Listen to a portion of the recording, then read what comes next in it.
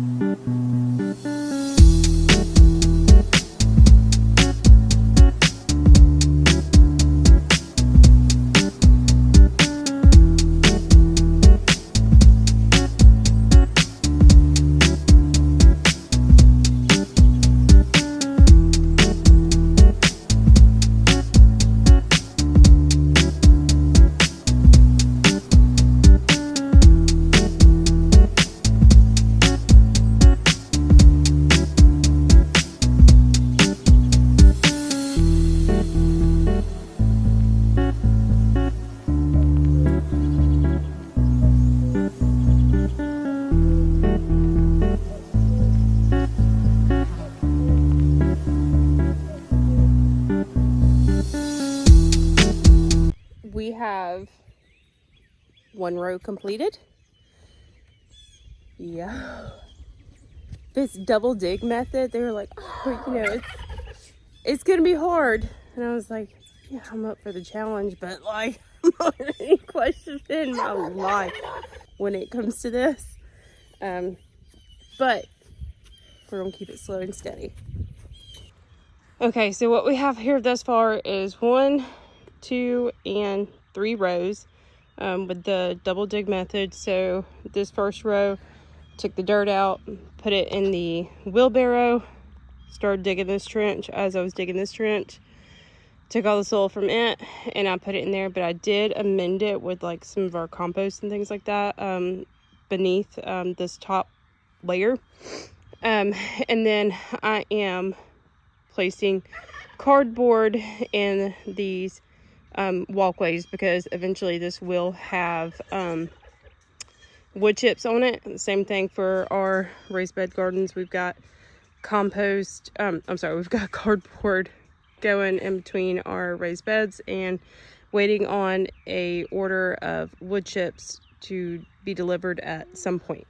I'm gonna get some bricks and I'm gonna pull this cardboard down. My 4-year-old did help me put this cardboard in. So I'm gonna have to maneuver some of this around, and we are going to keep digging throughout the day, but it is lunchtime and he is hungry. For any moms, you know, kids come before anything else. So I'm gonna go ahead and get that done. After lunch, I had to run to the grocery store because we needed a few things. Carlon, and now we are back in the garden. Now both kids are out here playing. I love you too. So I actually am going to retract my statement about not using string. And I actually am going to string off like the raised areas I've already done. And the reason why that is to kind of like deter my kids from going in there. That way they know like, hey, this is where I should not walk because it is soft. Because I've obviously fluffed all this up by building, you know, these trenches and, you know, rotating the soil around. And my 4-year-old is the one that was like, hey, you gonna play this? And I was like, no. Especially when I spent like 2 hours digging this morning. So I am going to go ahead and kind of stake this off, and I think it's going to give me a better idea of how much further I need to go.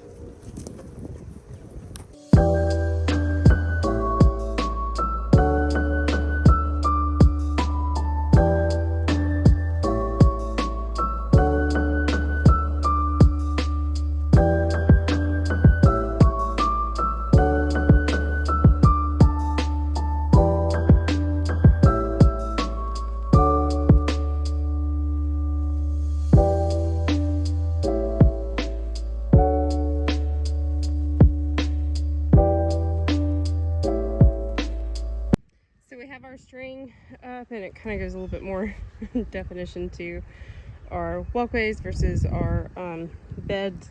And then we are just going to keep going down this line, but I'm out of cardboard for the day, and as I'm digging all this out, I do not want to do that when I don't have the cardboard to lay in the pathways, because I don't want to start messing with everything and then it gives it time to regrow. So we do have a few other things to do, and we are going to work on that now.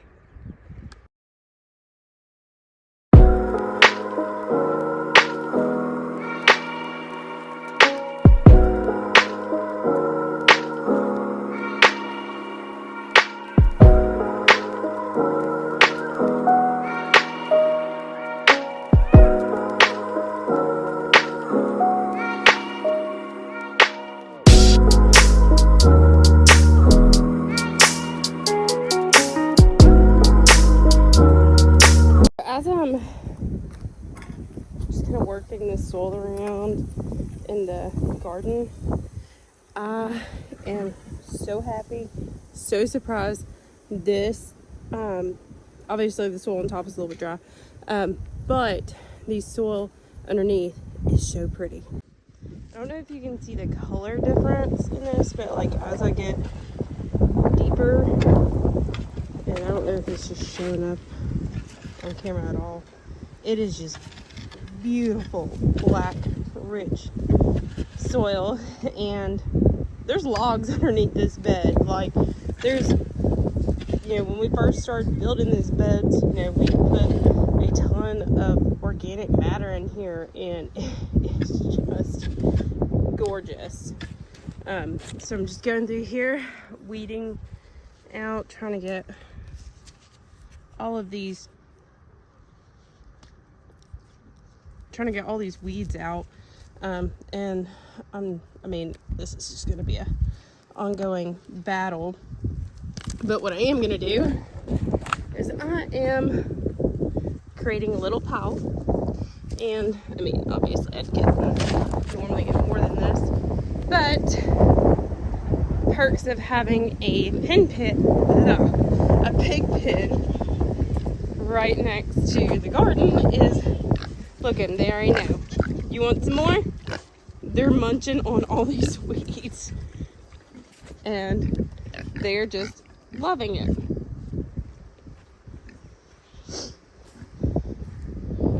The kids are still out in the yard playing, so I didn't want to get back into the middle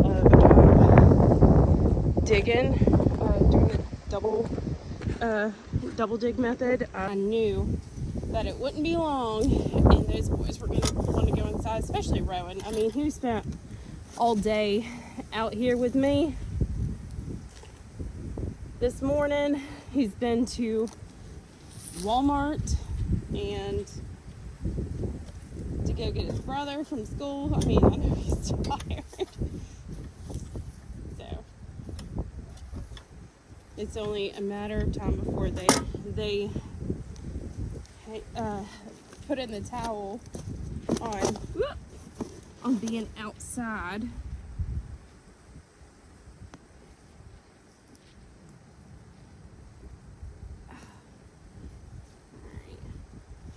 Y'all are sitting in my raised garden bed. It's such a beautiful day out here. I could just stay out here, till even after the sun goes down. It's just gorgeous.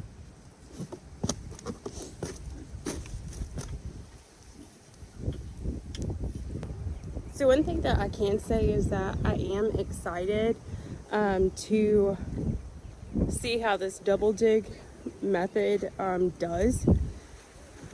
Now, I've never done it. I've always had raised beds. I did just till an area where I'm probably gonna do like sunflowers this year.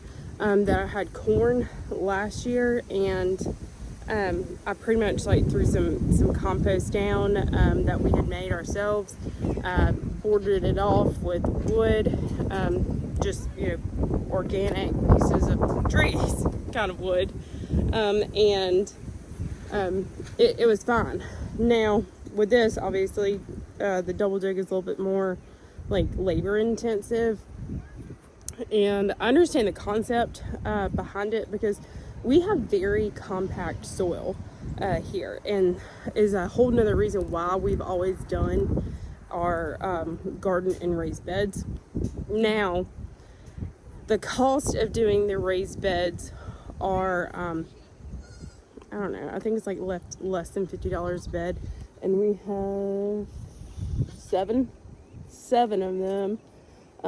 We have pots, and then starting on the like no dig method, and one of the beds double dig, and one of the others, and it's gonna be fun to kind of see how all this works out. Now the whole reason why I'm doing the double dig is because I want my garden and a lot of usable space like immediately, and I really want to see how this works out. And I chose this method versus the no dig no till method because the no dig no till method can take time, or like a lot of time, if you're wanting to do it 100% organically or free, in the sense that, you know, you're covering things with cardboard, you're using your own compost, that sort of thing. Like, I don't have tons of time to get that compost 100% composted before it's time to plant some seeds. With the double dig method, I can, you know, go ahead and start planting this, like just what I've done today. Am I going to? No, because I still want to amend it some more, probably get some like cow manure to, you know, put in there that's been composted. We've got, you know, rabbits, so I mean we have our own, you know, animals that we can use their manure for compost, but I need it like in bulk pretty quickly. And with the no dig method, it's just I want to be able to garden in it right now in the next few weeks, and it's not gonna work with no dig. In the time, like the last few months, like I've been working on that, like that bricked up, the concrete one, the brick pavers. That's a no dig bed, and it's not done composting yet, so it's pretty much like been a compost pile, which is fine. Like I can still grow in it. Yeah, I just turned it over and it looks great, but I don't have the amount of our own homemade compost to fill such a large area. So the double dig method is what I'm going to try this year. If it's a total failure, I'll let y'all know, and it may end up being like a user error kind of thing. I'm not sure. But either way, we have containers, so we have like pots as well as raised beds. We have one no dig bed, and then we're gonna have double dig rows. So it's gonna be an exciting spring and summer to kind of work through all this, and I'll just kind of pan out and show you. So obviously we have raised beds, tons of pots like that go all the way down the garden. This is going to be potatoes in here, and then where we have our double dig beds going, and the plan is to kind of like span it all the way down. So that's going to be a pretty large area, and I actually have some room over here too that I could like do some like vertically coming down, which is, you know, a possibility. Could always add them. I just want to see how I feel after I get done doing. I mean, I've done 3 rows today, do a few more tomorrow, do a few more the next day, and just kind of see where it goes. Got some beds weeded today. The soil just underneath those raised beds looks so good. I'm so excited for it. I'm so ready for this spring. It's going to be a wonderful time, and I'm really excited to harvest. I was ready. A friend of mine we were talking today, and we were like, oh my gosh, we're so ready to get, you know, these transplants out of the house and get them in the ground, but it's not time to put in. It's actually supposed to freeze tonight, so it's not time, even though we want it to be. And we talk about that because every year it's like, you know, during the winter you can really take that break, and by the springtime comes, you know, or it starts getting close to spring, you know, you really want those meat chickens, you know, or new egg layers, whatever it may be. And by the time, you know, they're getting a few weeks in, you're like, okay, it's ready for you to get on, you know, grass and get out. That little bit of new wears off, and it feels like that for like some of my seedlings ready to like get out of the house, because they are so big and they are ready to be transplanted, that at this point I'm like, okay, I want to get these out so I can start brand new ones, because I only have a limited space to grow in the house. But pretty happy with the progress I made today. I'm really happy that I was able to spend like 2.5 hours out here with my 4-year-old and dig, and he actually helped. That one surprises me, but I'm very grateful that we had such a wonderful day, able to get some things done, that we've had a wonderful afternoon out here. I was even able to do more things, but tomorrow could be totally different. Like, my kids could be like, no, don't want to do it, they're not in the mood, and I understand, you know, not everybody likes gardening like I do, so that's okay. But for the meantime, it is getting close for me to get in and get supper ready. Y'all have a wonderful Monday. Happy homesteading.